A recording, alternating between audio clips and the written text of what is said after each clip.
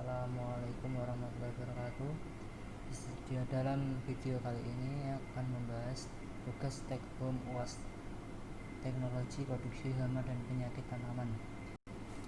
Nama Andri Setiawan, NIM 2018-41-042, Program Studi Agroteknologi Fakultas Pertanian Universitas Muria Kudus.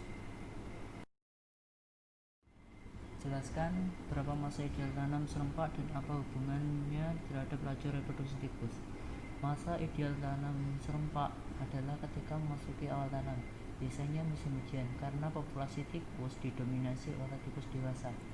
Sedangkan laju reproduksi tikus sawah mengikuti fase bunga padi atau pregnansi selama 21 hari dengan usia betina 7 minggu dan potensi anakan 12 keturunan. Bisa kali saat setelah melahirkan, dan kelahiran anak tikus dapat merusak tanaman di semua stadia tumbuh padi, sejak persemaian hingga penyimpanan dalam gudang. Maka dengan pola tanam serempak akan menurunkan laju reproduksi tikus dan komposisi umur tanam padi relatif seragam. Sedangkan jika tidak menggunakan pola tanam tidak serempak, mengakibatkan saling tumpang tindih dan perkembangbiakan tikus semakin terus meningkat, dan produksi padi mengalami penurunan panen akibat serangan hama tikus. Padi pada prinsipnya dengan menggunakan pola tanam serempak, bertanam menggunakan varietas padi umur panjang lebih dahulu, kemudian berlanjut dengan tanam varietas genja atau pendek. Hal tersebut bertujuan untuk membatasi ketersediaan akan padi generatif bagi tikus sawah sehingga mampu berkembang biak terus menerus. Yang kedua, apa perbedaan mendasar TPS dan LTPS pada pengendalian tikus? Pengertian TPS, Trap Barrier System, merupakan teknik pengendalian tikus sawah yang terbukti efektif menangkap tikus dalam jumlah banyak dan terus-menerus sejak tanam hingga panen. Sedangkan LTPS, Linear Trap Barrier System, LTPS, sistem buku perangkap linear berupa bentangan terpal setinggi 50-60 cm dengan panjang minimal 100 dan dipasangi buku perangkap setiap jarak 20 meter secara berselang-seling. Sudah terlihat dengan gambar yang di samping. Perbedaan mendasar TPS dan LTPS dasar rancangan yaitu akan ketertarikan terhadap tanaman padi, dan LTPS itu tanaman padi dengan mengkondisikan pergerakan tikus di lingkungan sawah. Komponennya perbedaannya yaitu TPS dengan pagar plastik dan LTPS dengan pagar terpal. Sifat teknologi juga mempengaruhi, yaitu TPS diam di suatu habitat tikus atau fleksibel. Penerapan mempengaruhi keefektifan. Yang kedua itu mudah dibongkar dan dipindah-pindah. Periode pemasangan yaitu tanam hingga panen, dan LTPS pasang selama populasi tikus tinggi. Yang ketiga yaitu jelaskan tentang pestisida hasil tiruan botanik, contohnya piteroid, nicotinamide, dan lain-lain.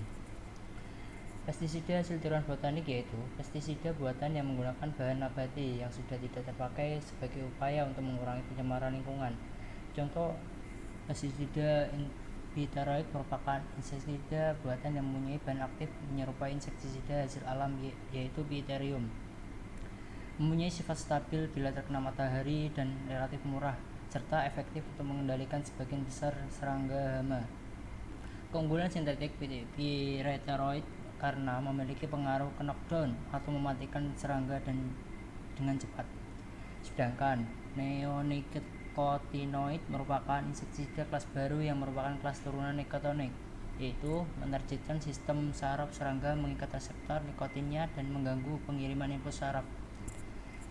Efektif dalam melawan hama, namun ekseptor yang lebih pada pangan dan apabila terkonsumsi manusia akan berpotensi sebagai racun dan tidak dapat hilang tercuci. Alternatif lain yaitu dapat digunakan pestisida yang lebih natural sesuai dengan hama dan situasi, tidak serta-merta menggunakan neonicotinoid secara keseluruhan. Nomor 4, diketahui bahan aktif difenoconazole fungisida sesuai Permentan tahun 2011 memiliki BMR 0,2 mg atau kilogram pada wortel. Sampel wortel dari lahan Pak Arif setelah dianalisa memiliki kandungan difenoconazole 0,005 mg atau kilogram. Jelaskan, apakah wortel Pak Arif masih aman untuk dikonsumsi? Wortel Pak Arif masih aman dikonsumsi karena tidak melebihi batas maksimum yang ditentukan oleh pemerintah. Diketahui, bahan aktif difenoconazole fungisida sesuai peraturan Menteri Pertanian tanggal 14 Desember tahun 2011. Batas maksimum untuk wortel hanya memiliki BMR 0,2 mg atau kilogram.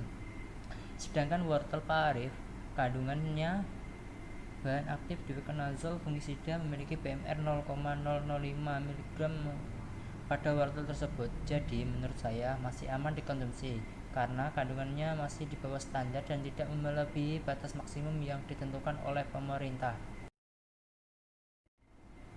Yang kelima yaitu jelaskan tentang budidaya GAP, Good Agriculture Practice. Good Agriculture Practice atau GAP adalah sebuah teknik penerapan sistem sertifikasi proses produksi pertanian yang menggunakan teknologi maju ramah lingkungan dan berkelanjutan, sehingga produk panen aman dikonsumsi, kesejahteraan pekerja lapangan diperhatikan, dan usaha memberikan keuntungan ekonomi bagi petani. Misalkan, apabila produk pertanian yang dihasilkan hendak bersaing di era perdagangan bebas, maka wajib memiliki sertifikat GAP. Sertifikat GAP atau ASEAN GAP menekankan 4 komponen yaitu 1. Keamanan konsumsi pangan, 2. Pengelolaan lingkungan dengan benar, yang ketiga keamanan kesehatan dan kesejahteraan pekerja lapang, yang keempat yaitu jaminan kualitas produk dan traceability produk bila diperlukan. Sekian dan terima kasih. Wassalamualaikum warahmatullahi wabarakatuh.